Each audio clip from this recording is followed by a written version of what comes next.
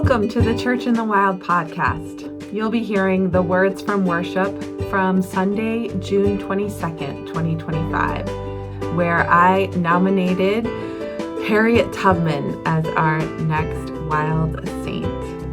If you want to learn more about Church in the Wild and our upcoming events and programs, just visit churchinthewild.org. Thanks for listening. Hi, I'm Kaden. Our poem today is Harriet Tubman by Eloise Greenfield. Harriet Tubman didn't take no stuff, wasn't scared of nothing neither, didn't come in this world to be no slave, and wasn't going to stay one either. Farewell, she sang to her friends one night. She was mighty sad to leave 'em, but she ran away that dark, hot night, ran looking for her freedom. She ran to the woods, and she ran through the woods, with the slave catchers right behind her, and she kept on going till she got to the north where those mean men couldn't find her. 19 times she went back south to get 300 others. She ran for her freedom 19 times to save black sisters and brothers. Harriet Tubman didn't take no stuff, wasn't scared of nothing neither, didn't come in this world to be no slave, and didn't stay one either. Hi, I'm Laura. Our wisdom today comes from Harriet by Harriet Tubman. There was one of two things I had a right to, liberty or death. If I could not have one, I would have the other, for no man should take me alive. I should fight for my liberty as my strength lasted, and when the time came for me to go, the Lord would let them take me. Every great dream begins with a dreamer. Always remember, you have within you the strength, the patience, and the passion to reach for the stars, to change the world. Change is not dismantling the old, it's building the new. If you hear the dogs, keep going. If you see the torches in the woods, keep going.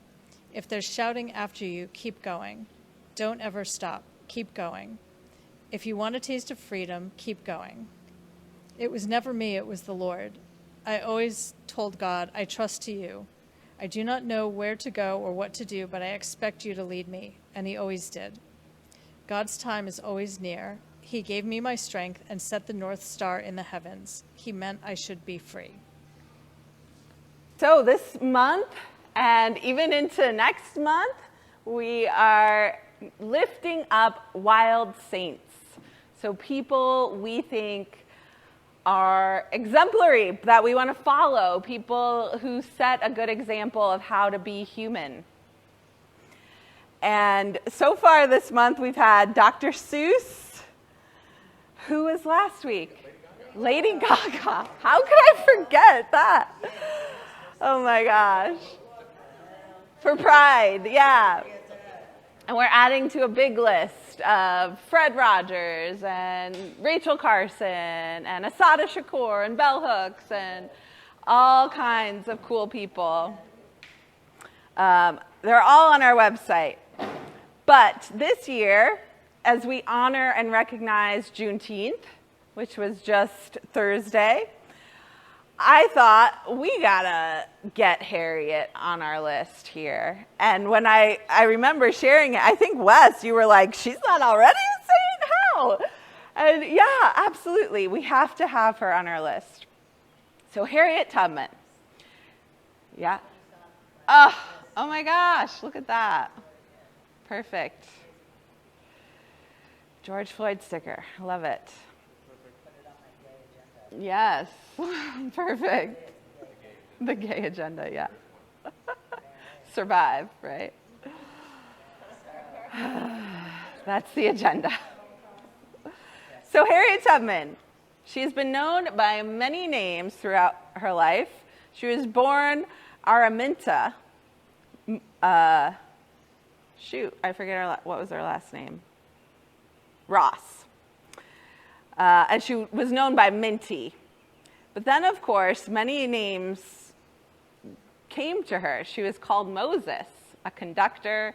She was a daughter, a sister, General Tubman, a wife, a mother, an aunt, an abolitionist, a suffragist, and she was disabled. This was something I learned this month as I researched her. truly and honestly, from what I've read in the past couple weeks about her, and I even watched the Harriet movie on, I think it's on Hulu. She was literally superhuman, guys. Like, she was not one of us. She had somehow ascended. She was some other kind of incredible thing. And I really, truly believe it was her deep connection to the land and just an unwavering trust. Like in the quotes Laura read, she said, I expected God to guide me. Like it wasn't even trust. It was an expectation in her faith, in her maker. So that expectation, that faith, and her connection to the land, I think, were the source of her superhuman powers. Yeah, Hannah. I'm curious, what disability did she have? I will tell you. We are getting to that. We're going to get a whole overview. Sorry, I just did not know that fact, and I was like, I know. It's really cool. So her determination and audacity, and honestly just stubbornness, and her sense of self and ownership of herself, ownership of her life, is what kept her going and helped her put her powers to use to their fullest potential.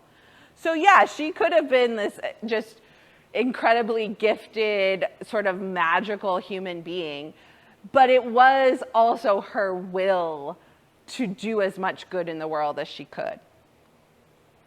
So Harriet Tubman, may we honor her memory.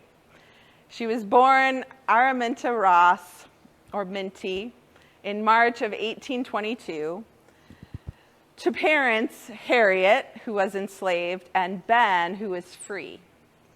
And this was not uncommon where they lived in Dorchester County, Maryland, because they were sort of closer to the Mason-Dixon. There were lots of Black people who had gotten free somehow. So her enslavers started renting her out at 6 years old to care for children on other plantations, which meant she was removed from her own mother's care for days and weeks at a time. Like, I cannot imagine, right, being 6 years old and being sent away from your family to some other scary place to take care of other kids. So in one of these times where she was sent out somewhere else, by the time she was 12 now, she witnessed another enslaved person trying to escape, trying to make a run for it. And their enslaver was there and saying, hey, stop them. And she refused. She just let whatever happened was going to happen. But the enslaver threw a heavy metal weight, like an iron for like weighing and measuring, threw it towards both of them, and it hit Harriet in the back of the head. Fractured her skull, had a concussion, nearly killed her. And that is what left her with narcolepsy and seizures. So that was her disability. She was sent back to the fields almost immediately after her injury. But then she negotiated with her enslavers to allow her to choose what jobs she was sent off to do. And again, like, she was accepting her lot in life, but finding a way to subvert the system, right? It was like this very wise as serpents kind of thinking and living. You know, she saw where she was, she saw the institutions she was a part of, and she found ways of some ownership over her life. So, being able to choose her own jobs, she got to know the land and other people in her community. She wasn't just secluded to her plantation like most other enslaved people were. She got to reconnect with her father because, of course, they were separated. Her mother and all of her 8 siblings had to live on the plantation, and her father lived several miles away, and they didn't see him much. So all of these things were a benefit to her, and were sort of laying the groundwork for who she would become. In 1844, she married a freeman, John Tubman, at age 22, and that's when she decided to change her name to Harriet, her mother, and Tubman, her husband's last name. So Harriet Tubman is her chosen name, which I also love. But since the age of 12, she was having these narcolepsy attacks, she called them. And during them, she would see visions, she said. And she took them as God showing her warnings about what would happen, or guidance. And she said several times in different interviews that she would have visions of someone before she met them, and different experiences like that. So eventually, her owner died, and she was fearing being sold by his widow. So Harriet and 3 of her brothers decided they were going to flee to Pennsylvania. That was where they would gain their freedom. Along the way, her brothers got scared. They heard that the widow had put an ad out in a paper, asking them to come back, basically, which seems weird. Or a notice like, hey, there's escaped slaves. And they decided to return because they were afraid they would get captured and punished. Not the slightest bit discouraged, Harriet continued on, saying her visions would guide her. And she knew, because of these visions, that she was going to get freedom. She said, I saw my freedom. I'm going to keep going. So her brothers returned. She pressed on alone and was guided to Pennsylvania by the stars. Once she got there, she learned about the Underground Railroad. She made connections. She met other free Black people that told her about this network. And so she said, I'm going back for my family. At this point, she made 3 or 4 trips back to Maryland, brought back many friends and family, got both of her parents up north, and then the Fugitive Slave Act was passed, which allowed enslavers to re-enslave those who had escaped. And there were like huge fines if you helped an enslaved person escape and all of that. And there was a huge, all of the people in the Underground Railroad and everyone working in this network to, free as many people as possible, they thought, what are we going to do? We have to shut this down. It's over. And she said, we're just going to Canada, guys. Like, what? I don't see a problem here. It's just a little bit farther to go. So she was totally undeterred at every roadblock that she met. I love that part of the quote, too, where she said, you just keep going. You hear the dogs, you keep going. You see the torches, you keep going. Don't let anything stop you. Fugitive Slave Act, okay, we'll go to Canada. So she got her family from Pennsylvania to Canada, and then she made 19 more trips down from Maryland to St. Catharines, Ontario. It's a 600-mile round trip. 19 times. On foot, mostly. In the night, mostly. They would sometimes be able to hide in carts or carriages for some of the way. But 19 times, not only making that journey, but risking her own freedom every single time. That's what really blew my mind, because she was an escaped slave, right? The Fugitive Slave Act passed, she could easily be taken right back. That's insane. So through these 19 trips, she brought over 70 slaves, at least. The poem said 300, right? So we're not really sure. But the really cool thing is that she never lost a passenger, she said. She's like, I am the most famous conductor on the Underground Railroad because I never lost a passenger. Every single one of the people she said, I will get you to freedom, she got them there. So then, the Civil War breaks out. And she enlists. She's like, sign me up. I am ready. Enlists in the Union Army. First, she starts out as a nurse, right? Probably because that's just where they put women. And after a few short years of caring for the wounded, she was leading scouting expeditions, organizing groups of spies from other escaped slaves, and recruiting other enslaved people who were interested to the Union Army, getting people, basically educating people about what was going on because they didn't know. So then she helped Colonel James Montgomery coordinate the Combahee River raid in South Carolina. So again, she's down in, enemy territory, at risk of being re-enslaved. Helps lead this raid, which was the most successful raid of the Civil War. They burned down dozens of plantations and freed approximately 750 people in this one-day raid. And this made her the first woman in U.S. history to both plan and lead a military raid. Booyah! What's that? Yes, yeah, she's in the Army Hall of Fame or whatever it actually is called. Yeah, she's really friggin' cool.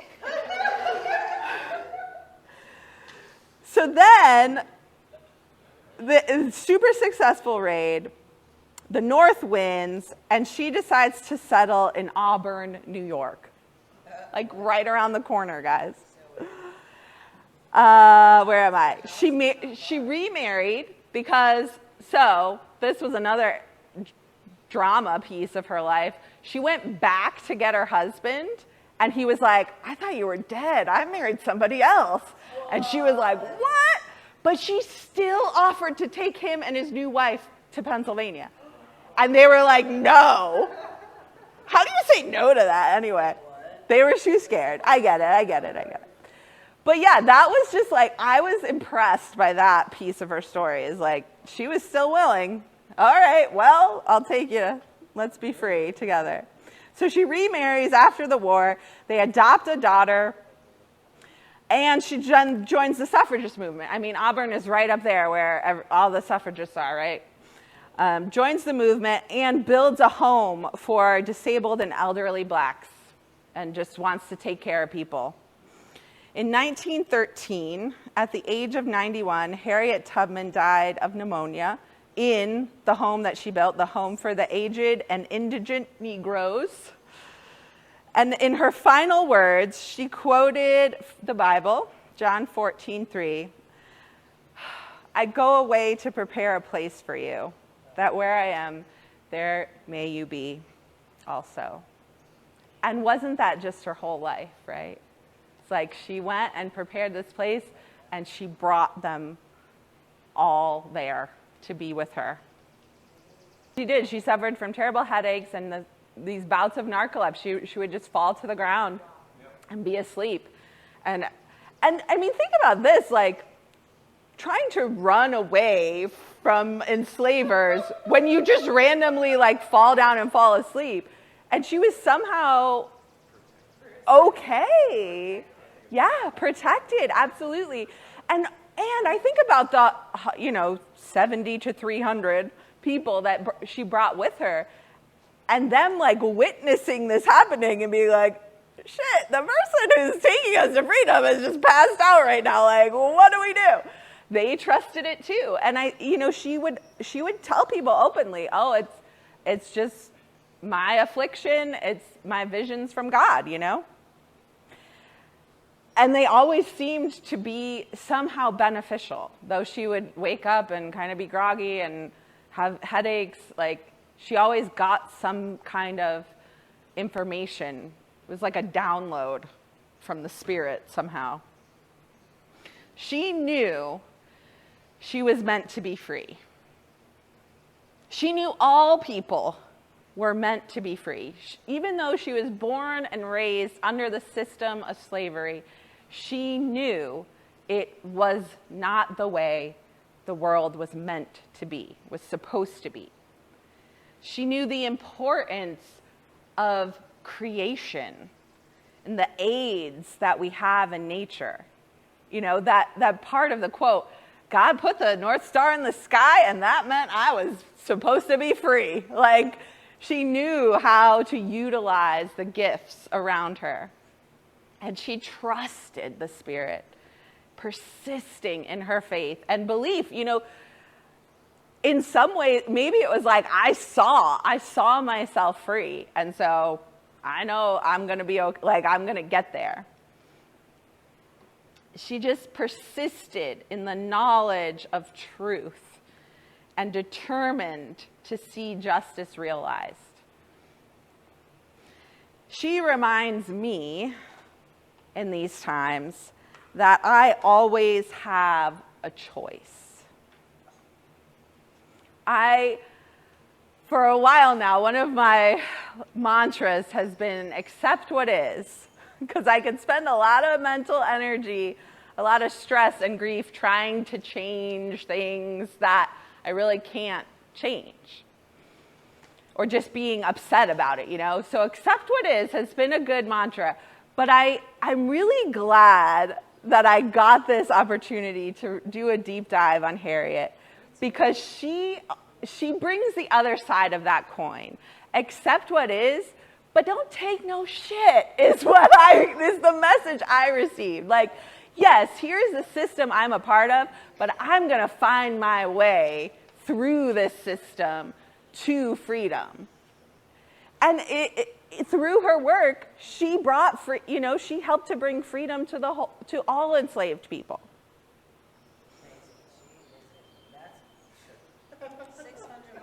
Yeah, 19 times. As an enslaved person, she pulled what freedom she could from life.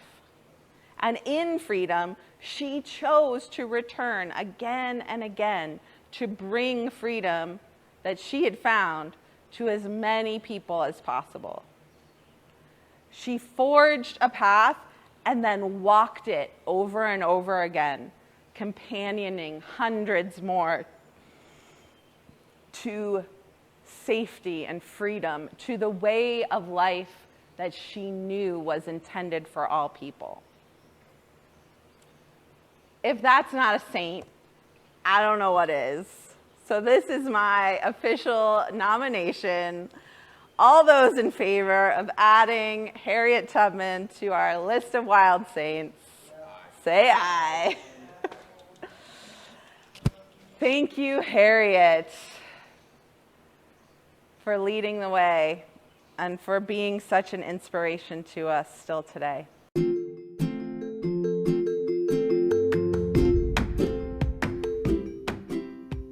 Thanks for listening. If you want to support Church in the Wild and the work we do striving for environmental and social justice, you can head on over to our website, churchinthewild.org/support, or you can click on the donation page link. There you can make a donation, set yourself up to be a recurring supporter, or you can buy something from our Redbubble shop. We're so glad you're with us on this journey, following the Spirit through creation, adventure, and restoration. Until next time.